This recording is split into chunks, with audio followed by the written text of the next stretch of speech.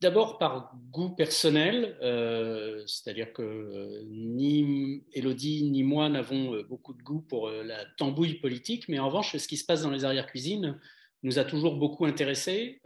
Et puis, c'est un sujet qui est un peu dans l'angle mort du journalisme politique en France. C'est-à-dire que les journalistes politiques ne s'intéressent que très peu à cette question qui est pourtant essentielle, qui est de savoir comment est financée l'activité politique. Elle est d'autant plus essentielle qu'il n'y a pas de grande victoire en politique sans beaucoup d'argent, beaucoup de moyens derrière, ça n'existe pas.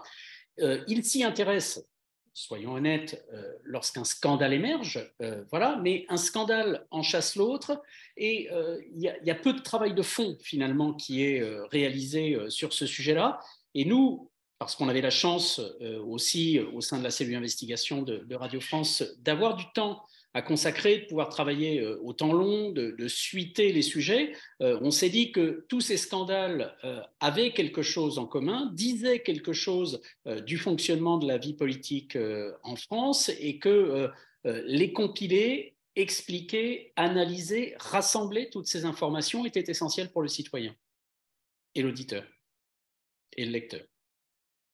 Alors, moi, à titre personnel, j'ai travaillé pendant 10 ans quasiment sur les affaires politico-financières, parce que j'ai travaillé au service police-justice, et pendant plus de 5 ans, avec Sylvain Tronchet, on s'est intéressé spécifiquement à la question du financement des campagnes électorales et de la vie publique, de la vie politique, parce qu'il s'agit d'argent public, et pour nous, il est de notre devoir de journaliste d'investigation d'aller mettre notre nez là-dedans, si je puis dire, parce que ce sont des questions d'intérêt public, et surtout en enquêtant pendant 5 ans eh bien, sur l'ensemble des partis politiques, je tiens à le préciser, à la fois de la majorité et l'opposition, eh bien, on a mis en exergue un certain nombre de dysfonctionnements communs à l'ensemble des partis politiques, de combine, on va dire, de magouilles, et il nous semblait intéressant de faire un petit peu l'inventaire de tout ça à travers un livre.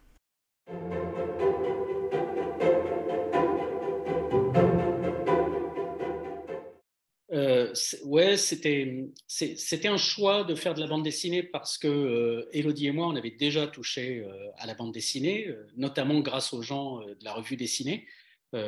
avec qui la cellule d'investigation de Radio France, parce qu'il n'y a pas que nous, d'ailleurs, Benoît Colomba, Laetitia Chérel également, ont travaillé avec et pour eux. Donc, on avait cette affinité avec le genre. Et la bande dessinée, effectivement, permet de rendre probablement plus accessible, en tout cas moins aride, d'abord direct, des sujets qui parfois peuvent paraître un peu rebutants, un peu rébarbatifs, mais qui ne le sont absolument pas, qui sont d'abord des histoires à raconter, mais justement, on a pu faire rentrer ces histoires dans les cases. Après, ça pose des difficultés quand même, notamment parce que en matière d'enquête, on a une très grande exigence de rigueur, de vérification de l'information, de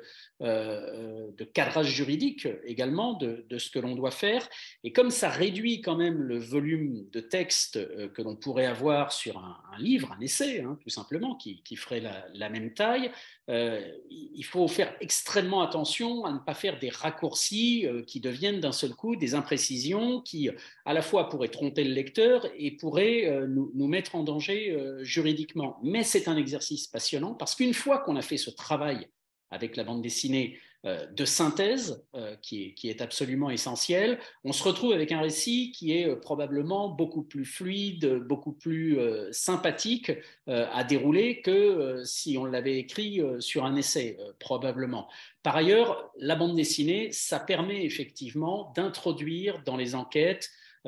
des genres qu'on a beaucoup de mal à aborder dans les formats classiques sur lesquels on travaille, que ce soit la radio ou le web, ces genres étant l'ironie, l'humour, et pour nous, ça a un côté assez jubilatoire au fond, parce que ça permet aussi de faire ressortir ce côté-là qui existe dans nos arrière-cuisines à nous. Évidemment, on n'est pas complètement insensible face aux histoires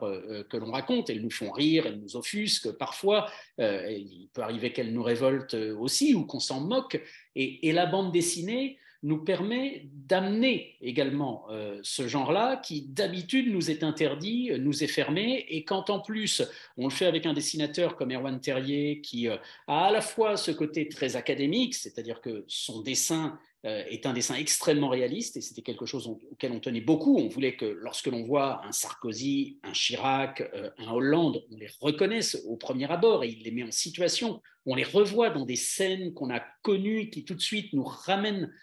dans l'époque, dans l'événement de cette époque-là,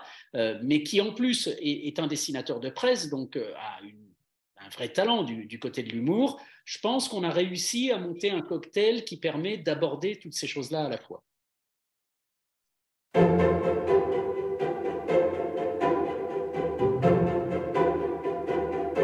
Pourquoi c'est important pour nous de parler de probité et de lutte contre la corruption? Parce que c'est un enjeu majeur pour la démocratie et c'est une question qui apparaît de moins en moins centrale aujourd'hui. On a été très étonnés de voir que c'est une question qui ne figurait pas dans le débat, notamment lors de l'élection présidentielle de 2022.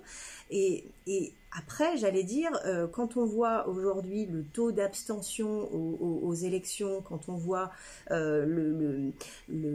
désamour, j'allais dire, des citoyens français à l'égard de la classe politique,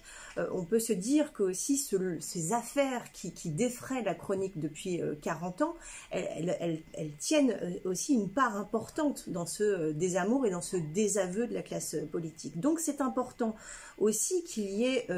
une pression qui soit mise à la fois de la part des ONG, à la fois de la part des médias, à la part des citoyens qui s'emparent de cette question-là et qui fassent en sorte qu'on maintienne cette question-là dans le débat public parce que c'est capital.